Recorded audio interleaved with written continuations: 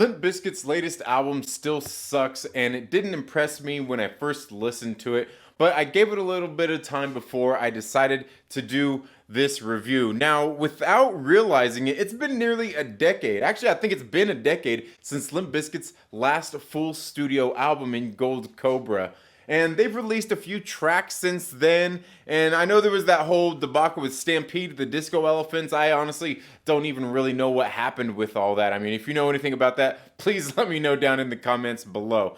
But regardless, Fred Durst, Wes Borland, Sam Rivers, and John Otto and DJ Lethal have returned for yet another studio album. It is titled Still Sucks. I'm going to go over the track list here of the album really quick and then give you guys a few of my thoughts on those, and then I will kind of review the album overall after I've kind of gone over the track list. The album starts off with Out of Style, and this is a song that has it's got that very Limp Bizkit feel to it. Then we move into Dirty Rotten Biscuit, which when you hear that song title, it's one of those song titles that this song better not suck when you hear it, right? I mean, am I right? And I gotta say, I think it was a pretty good one. Right after that, we move into the first single off the album, and that is Dad Vibes. Then after that, we move into Turn It Up, Bitch, which is basically Sam Rivers flexing his bass, his finger picking skills there, you know, just dancing all over the bass there. I don't know, it's kind of got that Limp Bizkit feel. It's got a groove to it. Not too bad. Then we go into Don't Change, which is one of them songs where Fred Durst, you know, he likes to do like his singing thing, you know, like a very ballad style song where it's like he's trying to sing, but like almost purposely trying to sound bad. Like, I don't know how to put it, but that's pretty much what you got in Don't Change. After that, we got track number 6 is You Bring Out the Worst in Me, which has Wes and Sam working together to creating this kind of melancholy sound and vibe. One of those just kind of uncomfortable feel that does break off into kind of some chaotic stuff there as well. The next track is Love to Hate, and that's, you know, one of the ones where you know, a lot of Fred doing a lot of self-deprecation and stuff like that while he buries a message somewhere there in the song. Kind of a rappy song he's doing there with another guy as well. Like, I could probably do without this song, to be quite honest with you. Track number 8 is Barnacle, and Barnacle is one of those songs that's got just kind of a groove to it that, like, I don't know, for whatever reason it reminds me of something maybe like you would hear like STP do, but done like Limp Bizkit style. Like, I don't really know how to say, but it's got just kind of got a groove to it. Not a bad song overall. Empty Hole is another acoustic one with Fred where he's doing less of that singing kind of thing, but just kind of you know, got a little message that he wants to put out there as well. Not a bad one. Pill Popper sounds very punkish, like punk done like Limp Bizkit style. You know what I mean? Like altogether, like, I don't know, it's a good song, but one of those ones like, yeah, it's okay. Yeah, it's okay.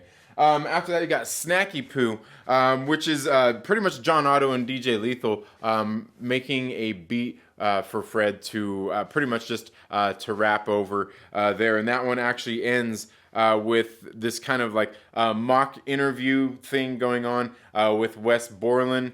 There, it sounds, you know, one of those kind of jerky boys kind of phone call kind of things. And then the album wraps up with a Goodbye, which is pretty much Fred singing, and it sounds a lot like sounds like one of those boy band kind of songs. I don't know. Altogether, I don't know. I think it was a pretty good song, and maybe a way to end this album overall.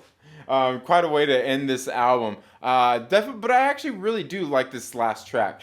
Now, as I said, I did give this several listens before I decided to do this review. If you like what you hear in this video, make sure that you're subscribed. If you want to see more, give this video a thumbs up. Let me know all your thoughts down in the comments below if you've heard this album, Limp Bizkit's Still Sucks. Altogether, I gotta say, when we first listened to it, I was here on a stream on the channel, doing a stream, just talking about Limp Bizkit, kind of, you know, my history with Limp Bizkit when I first heard them, and all that, kind of talking about their albums and stuff. And then the album dropped, and I listened to it a couple times there while we were on the stream, and, you know, just kind of wasn't really feeling it, you know what I mean? Kind of wasn't really feeling it. There's a lot of people in the chats making some jokes. It was they were all being pretty funny. I decided, you know, I gave it some time before I did this review. I listened to it a couple times while I was out, you know, just doing some bike rides and just hanging out here at the house. Finally got some time to really sit down and listen to it. And altogether, I gotta say, it's not a bad album. It's definitely not Limp Bizkit's best outing here whatsoever. As a matter of fact, I would probably say it's their worst album, and it's not bad. That's not necessarily a bad thing. You know what I actually did a couple of times is I put it in a playlist with all the other albums.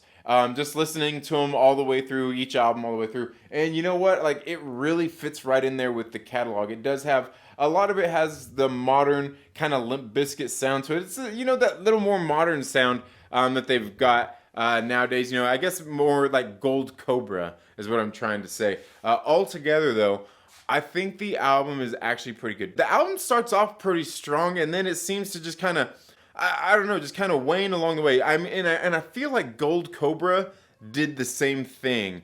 And I kind of feel like maybe it's just more of a, I wouldn't even say the mixing, like the album, the track layouts or anything. I mean, I'm not sure that you could lay these tracks out any better on an album, you know, like, and have them flow any differently, which there's certainly times where you could do that, but here I think it's probably balanced out about as good as it could be.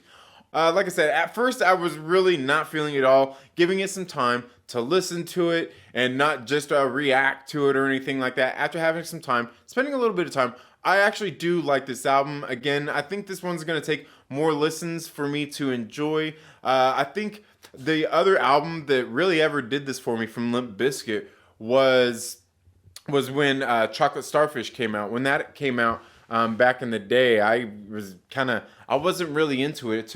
It took a long time for me to really get into that album, and it took time to grow on me.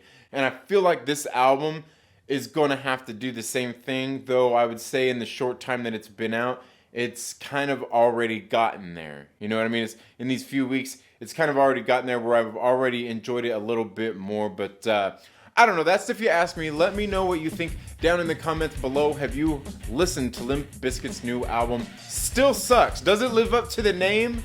Let me know all your thoughts down in the comments below. Thank you all so much for being here today. If you're not already, please make sure you subscribe, click the little bell and all that good stuff. Like this video if you don't, if you like it, give it a thumbs down if you don't. Give it a thumbs down for Limp Bizkit. It's okay, they're not gonna tell me down in the down in the thing anyway, right? They stopped doing that. But you can let me know down in the comments. Let me know that you gave it a thumbs down. You all have a good day, and we'll see you all in the next video. Later.